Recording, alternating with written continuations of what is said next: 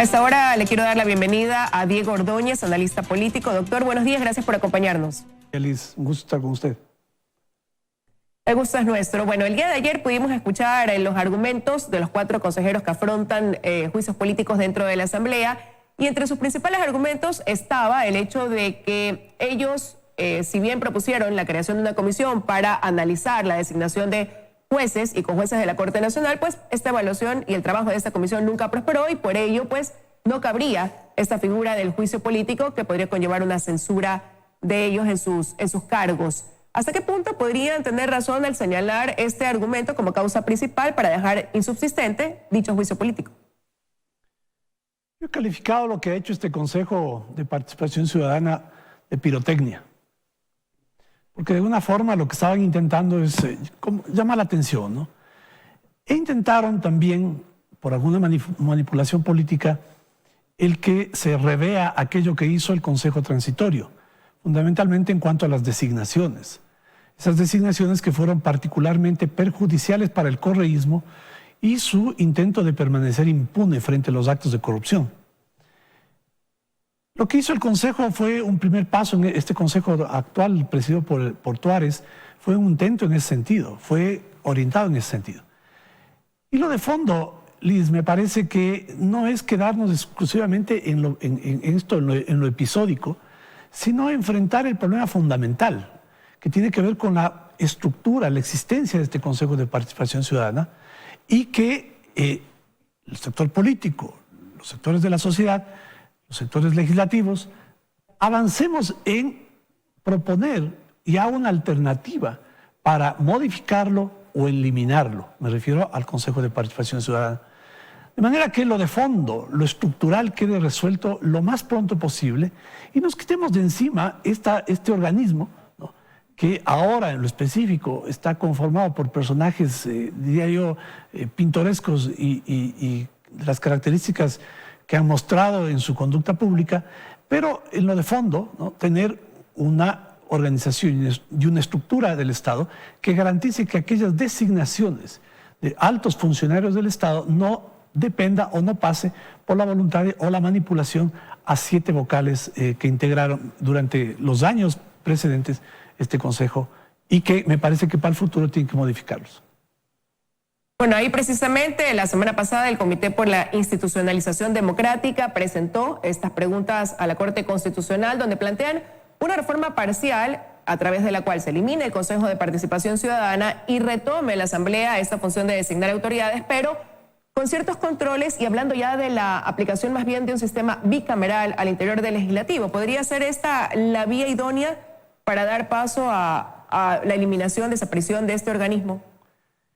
Yo tengo la percepción, pero además creo que se confirma por las mediciones de opinión, que hay una gran mayoría de ecuatorianos que quieren que este Consejo desaparezca, por lo que representó durante el correísmo y por el show que en estos días está mostrando esta mayoría que la integra actualmente.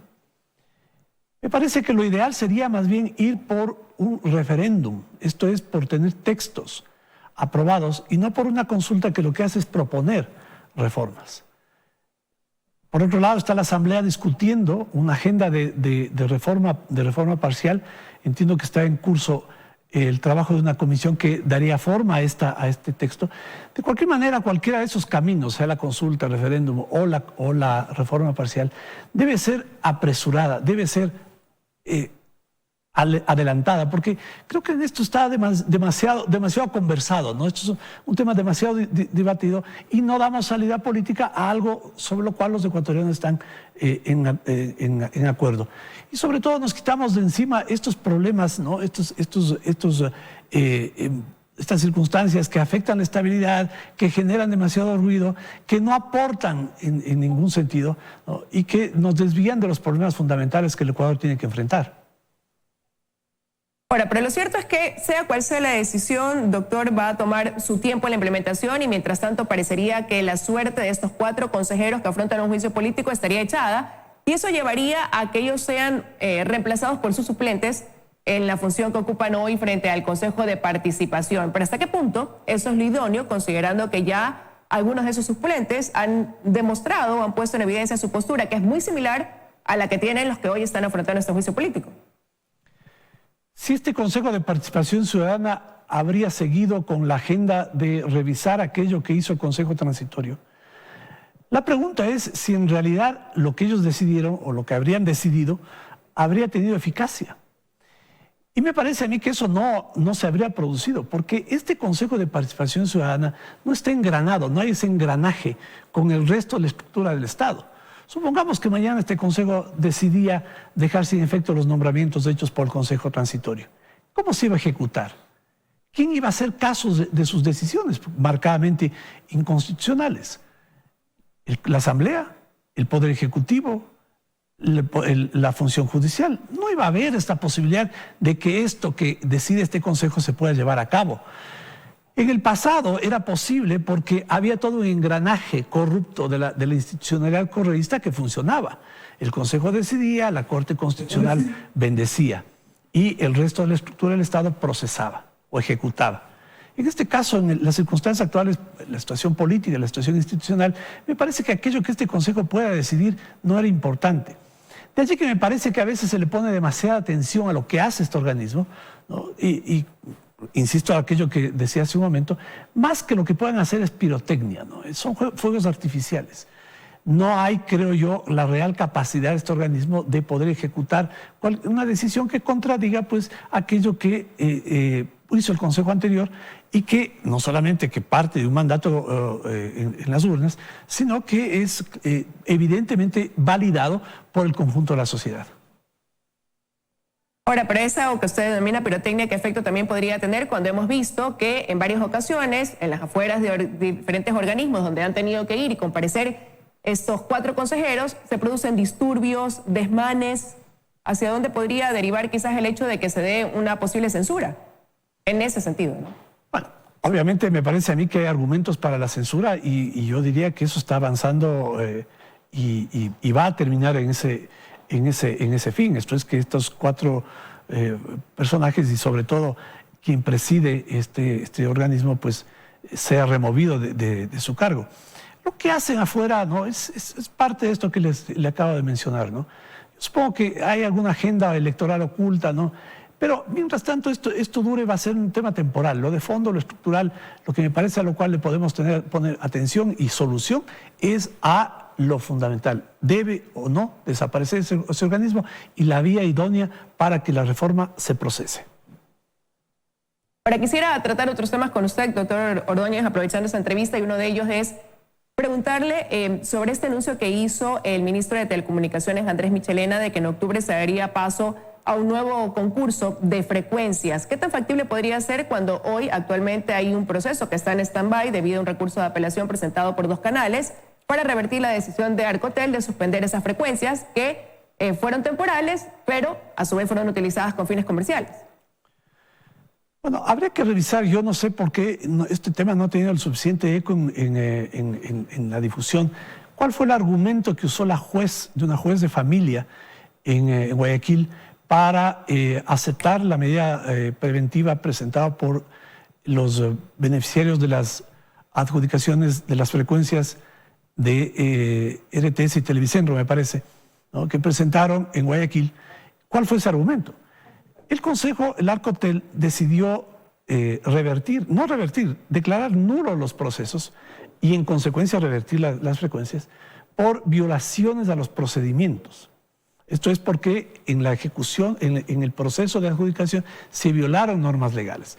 Y de oficio corrige la infracción y nulita el proceso y deja sin efecto la adjudicación de la concesión.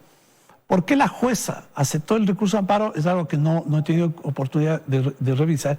Pero en todo caso me parece a mí que eso lo que hace simplemente es retrasar la ejecución de la resolución. Arcotel, yo supongo, deberá iniciar las acciones ante el Tribunal Contencioso para poner en vigencia esa resolución.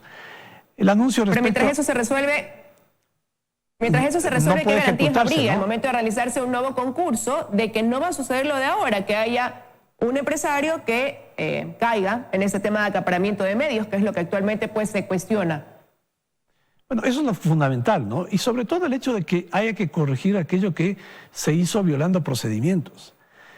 Fue notorio el vínculo, ¿no?, de los empresarios de comunicación con anteriores funcionarios del gobierno, en particular aquellos que manejaban la comunicación, ¿no?, que estaban enquistados en Arcotel.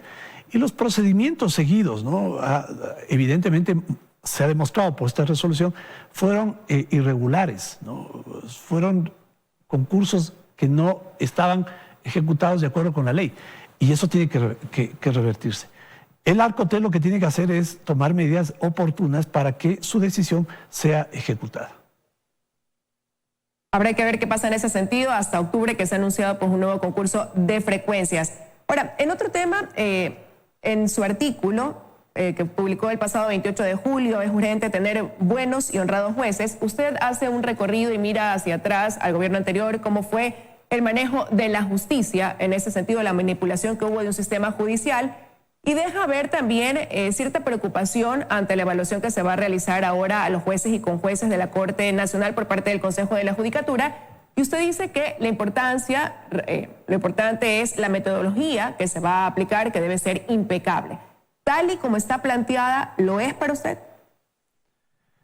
Antes de contestar esa pregunta, déjeme decirle que tanto como en lo que se refiere a frecuencias, como en muchos otros temas, en particular en la justicia, lo que hizo el gobierno pasado fue perverso. La información que arroja lo que registraba en la bitácora de la corrupción la señora Martínez muestra cómo el gobierno tenía control de los jueces, muestra cómo el gobierno preparaba los procesos. Hubo casos, ¿no?, lacerantes como aquellos del coronel Carrión, del mayor Araujo, ¿no?, que fueron montados desde el gobierno para justificar un supuesto golpe de Estado y un supuesto intento de magnicidio. Y para ese propósito publicitario y político del gobierno, no escatimaron en infamia de armar, de montar, de fraguar casos judiciales y tener jueces capaces de firmar resoluciones y sentencias condenatorias. Esto fue algo que ofendió no solamente la democracia, sino la dignidad de las personas. El Consejo de la Judicatura ha iniciado ahora un proceso de evaluación. Y un proceso de evaluación me parece a mí que tiene que ser, más allá de quienes lo hagan, ¿no?, la comisión de evaluación reúne un grupo de profesionales respetables, está presidida por un caballero del derecho y la política, el abogado Vladimiro Álvarez. Pero más allá de eso, es importante que la metodología de evaluación sea, como yo señalaba, impecable. Esto es, que garantice que ese análisis de la conducta de los jueces lleve a que tengamos jueces honrados, jueces profesional y éticamente apropiados para el ejercicio de la función, porque tienen que sumarse todos estos factores. En consecuencia, la valoración no tiene que ser una valoración cuantitativa, esto es, sobre si asistían a trabajar, sobre el número de sentencias, sobre el número de providencias. Porque eso no refleja la calidad profesional, académica, intelectual, moral del juez. ¿Qué refleja eso? Bueno, si esta persona, si quien ejerce el cargo es un jurista, ¿no?, es un autor de libros, es un autor de artículos de derecho, es una persona que está activa en el foro, en la investigación, en el debate, en la discusión, ¿no?, y si es una persona que ha dictado sentencias que son jurídicamente aceptables. Por ejemplo, aquellos jueces que resolvieron sobre el 30S, pues me parece a mí que evidentemente no tienen espacio en la Corte. Aquellos jueces que sentenciaron contra el diario El Universo, ¿no?, en una sentencia que fue clamorosamente ilegal e inmoral, pues hay una evidencia de que no hay jueces que tenían o han ejercido sus funciones con apego a el derecho y el respeto a la ley. Y entonces habrá que ver. Dígame.